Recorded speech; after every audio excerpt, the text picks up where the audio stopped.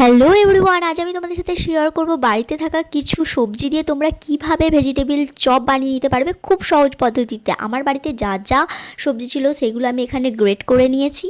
Basically আজকে আমার বাড়িতে ছিল বিট, গাজর, ফুলকপি, বাঁধাকপি, টমেটো, পেঁয়াজ, সামান্য আদা, রসুন আর ধনেপাতা। এগুলো আমি ভালো করে গ্রেটারের সাহায্যে গ্রেট করে নিয়েছি। তারপর এর মধ্যে দিয়ে দিচ্ছি পরিমাণ মতো বেসন, এরপর দিচ্ছি পরিমাণ মতো লবণ। তোমরা তোমাদের বাড়িতে যা সবজি আসে তা দিয়ে এটা ট্রাই করতে পারো। এরপর দিচ্ছি পরিমাণ মতো হলুদ গুঁড়ো, এরপর দিচ্ছি পরিমাণ মতো লঙ্কার গুঁড়ো, এরপর দিচ্ছি আমি এখানে বিরিয়ানি মশলা, তোমরা চাইলে গরম মশলাও দিতে পারো। তারপর সামান্য পরিমাণ জল দিয়ে এটাকে আমি একসাথে মিক্স করে নেব ভালো করে।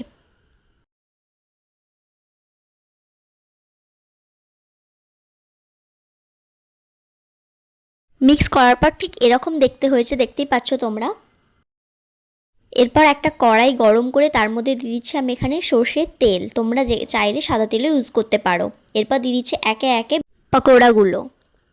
এই স্ন্যাক্সটা কিন্তু সন্ধ্যায় চায়ের সাথে একদম জমে যাবে। তোমরা কিন্তু অবশ্যই একবার ট্রাই করো, আমি তোমাদের কাছে রিকোয়েস্ট করছি এটা। তারপরে তোমরা আমাকে এসে কমেন্ট বক্সে জানিও। তারপর এগুলো সময় নিয়ে ভালো করে ভেজে নিতে হবে, তাহলেই এগুলো কুচমুচে হবে। তোমরা দেখতে পাচ্ছ আমি দু পিঠ ভালো করে এখানে ভেজে নিচ্ছি উল্টে পাল্টে।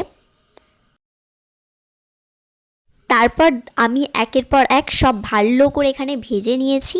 তো তোমরাও এটা কিন্তু বাড়িতে ডেফিনেটলি একবার অন্তত ট্রাই করো, তারপরে দেখবে বারবার তোমরা এটা ট্রাই করবে। আমাদের তো সবার দারুণ লেগেছিল এটা খেতে। এই যে আমাদের কথা বলতে বলতে এখানে তৈরি হয়ে গেছে আমাদের পকোড়া, ভেজিটেবিল পকোড়া। তো এখানে তোমরা আমার বোনের রিভিউটা দেখে নাও। আর আজকের ভিডিওটা তোমাদের কেমন লাগলো সেটা কমেন্ট করে জানিও। ভালো লাগলে একটা লাইক করে আমার চ্যানেলটিকে সাবস্ক্রাইব করে আমার পাশে থাকবে। ততক্ষণের জন্য টাটা।